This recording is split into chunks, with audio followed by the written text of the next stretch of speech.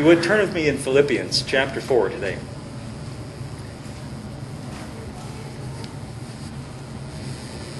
And I'd like to begin reading with verse 9. Philippians chapter 4, verse 9. Paul is writing to the Philippians, and the context is this. Paul is in prison. He's not in prison because he did anything wrong by ordinary standards. He's in prison because he was preaching the gospel, and the people that didn't like what he was preaching stirred up trouble for him. And he had appealed to Caesar, and he is now in Rome in Caesar's prison for nothing more than preaching the gospel. He was suffering wrongfully for nothing more than just staying committed to the message that he had and preaching it. But he's in prison, and he's writing this letter to the Philippians, who had sent to him some kind of an offering. We don't know for sure what they sent him, whether it was food or clothing or books. I don't know. Who knows? Or money. It's impossible to know. But they sent him some assistance and some help. And the sad thing about it is, in this condition in prison, Paul, you can tell from the context of this, he tells this, that no other churches, Paul started churches all over that part of the world. No other churches sent him any help while he was in prison. And I can understand why they might not have, because the emperor at this time was a man named Nero. And if you know anything about Roman history, he was a bad man. He was a dangerous man, he was a crazy man, and unpredictable, and he would have people killed on a whim. A very frightening individual, and I can understand why people would want to steer clear of entangling themselves. But the Philippians were brave enough and bold enough and had enough love and appreciation for what the Apostle Paul had brought to them. It's a little bit ironic, because if you read the book of Acts, when Paul was in Philippi, the first person that he converted there, or one of the first persons, was a jailer, by the way. And it was when they were imprisoned. And we might read that just in a minute, but that I think maybe that jailer, maybe he was the pastor of the church there, and he remembered what, had a good knowledge of it. Anyway, the Philippians sent Paul a gift, and so he's writing to them to thank them for remembering him. But it's very intriguing and interesting what he says here in the process of thanking them for remembering him.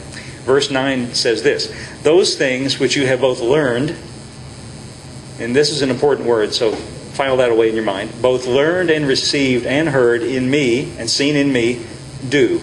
In other words, what you learned from me and received and heard and saw, he's using himself as an example and saying, what you learned from me, that's good for you to do.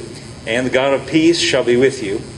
Verse 10 says, "But I rejoiced in the Lord greatly, that now at the last your care of me hath flourished again, wherein you were careful, but you lacked opportunity." In other words, I know you had a desire to help me, but you didn't always have the opportunity. He's being very gracious here.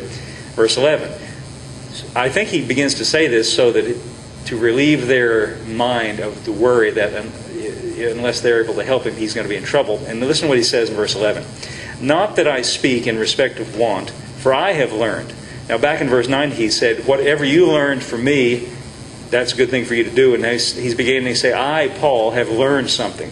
Now this is very important what he's going to say now, because he's going to convey to us that he has learned how to stay stable and independent in the midst of any kind of trouble. And he's in some serious, wouldn't you agree, being in a Roman prison with a madman as the emperor, he's in some serious jeopardy here. But he's not turned into a quaking bowl of jelly. He's standing strong, and he's still the Apostle Paul, and he said, "I learned something," and he's trying to convey to them what he learned, and to us who are reading over their shoulders.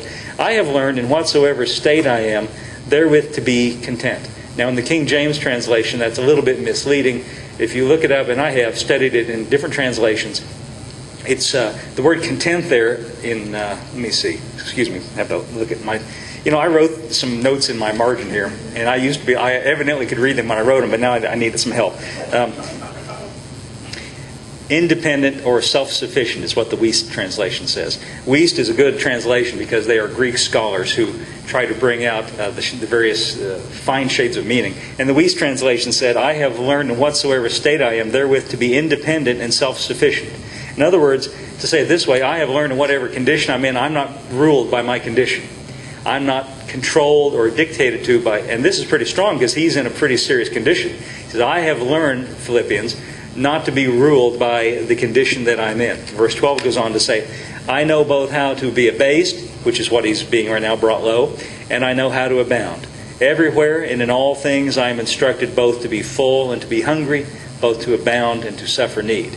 Now, if you're like me, I won't use you, I'll use me. When I read this, I don't like those words, hungry and in need and abased. I don't like those kind of words. I'd like to think, I'd like to not be in those kind of conditions. But see, this is an extreme case, and frankly, I could make a prediction and dare say that none of us sitting in this room are going to suffer the things that the Apostle Paul suffered. And he's going to tell us in just a minute, I'm going to read to you, why he suffered things more than most people do. We're not going to be in Nero's prison. We're not probably going to be in hunger and want and need. But the truth that's conveyed here is practical for us because we do face difficulties. We all face different kinds of difficulties, and we all face different kinds of pressures and problems. The truth that he is going to reveal here is pertinent to us because it'll help us to stay independent of circumstances. You see, we don't want to be bowled over and knocked over and destroyed and defeated by various circumstances that come into our lives. So this is important, what he has to say here. Here's the key in verse 13. He says to them, I can do all things. Notice he doesn't put a period. He doesn't say, I, the Apostle Paul, I am so great, I am so strong, and because I've done all these things, and if you could just be as great as me, you could do all things. He says, no, I can do all things through Christ, which strengthens me. Now this implies for us that I can do all things. When he says through Christ, the implication is, apart from Christ, I can't do anything. Or I couldn't do what he strengthens me to do. And that's true because Jesus said that himself when he said, I'm the vine, you're the branches. And he says, apart from me, you can do nothing. Didn't he say that? And that's a real truth. But Paul here says, I can do all things. Now, what things is he talking about? Well, I can face all these things that I'm facing. I can deal with all these situations I have to deal with. And again, we're not going to deal with the situations that Paul has. We're not going to be in Nero's prison. But we have our own situations, do we not? We have our own difficulties. We have our own challenges and our own things that we can say, whatever. We have our own... I don't know why I said that. That's never said that before, I don't think. You know what I mean. We have our own difficulties and problems. But the answer, the key to it, which he says in a very concise way right here, I can do all things, but the most important part is through Christ, which strengthens me. Now, I think when I read that, I like that and I agree with that, but I'd like a little more information. I'd like a little more practical information about how that works. So I'd like to read another passage where he's telling us a similar kind of an idea, and he gives a lot more detail. And it's found back in 2 Corinthians chapter 12. And I actually want to start in chapter 11 to get a run at it. And I hope it doesn't... I hope I don't wear you out by reading too much. I feel like I need to read a little section of Scripture to get the context here. I'm going to start in 2 Corinthians chapter 11. And again, my purpose is, in reading all this, I want you to see the context, and that'll help us understand what he says. In verse... where do I want to start here? Verse 23, I think. Here's the context. Just to jump in here in verse 23, you don't know what he's talking about, just to start here. He is sort of aggravated with the Corinthians at this point. Paul is a person who tells you what's on his mind. And he gets aggravated. You can tell in his letters he's aggravated sometimes. And I think that's a very good thing, very human thing. He sounds like a very real person here. And he's a little bit aggravated with the Corinthians because he started this church. And Paul preached, we know what he preached, we can read about it in Acts and what he says to them. He preached a very simple gospel. Paul had a very simple, straightforward concept of salvation and a relationship with God. And his simple gospel was, as he preached to the Philippian jailer, believe on the Lord Jesus Christ and you'll be saved. It was very much Christ-centered. Jesus is all you need. In 1 Corinthians, he reminds them, when I came to you, I didn't come with fancy words or prepared speeches. I preached nothing, but I determined to know nothing among you but Christ and Him crucified. He was very much centered on that message. Our relationship with God is built upon and centered upon and wholly dependent upon one thing, Jesus and how He died for us on the cross to make that a possibility. But after Paul left, other people began to come into the church and preach other things to them, which evidently, from the context here, they received these people. And not only that, they took money and offerings and began to come in for that purpose. You know, if you read in the context of what Paul says here, he says that he didn't live off of them. He didn't take their money. He says, I worked with my own hands to provide my own needs so I could make the gospel free of charge for you. And now he's a little bit aggravated because people are coming in and not having the high and lofty motives that Paul had. And not only that, they're preaching things to them contrary to what he preached to them.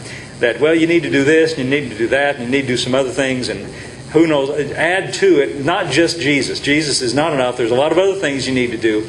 And Paul is a little bit aggravated with them.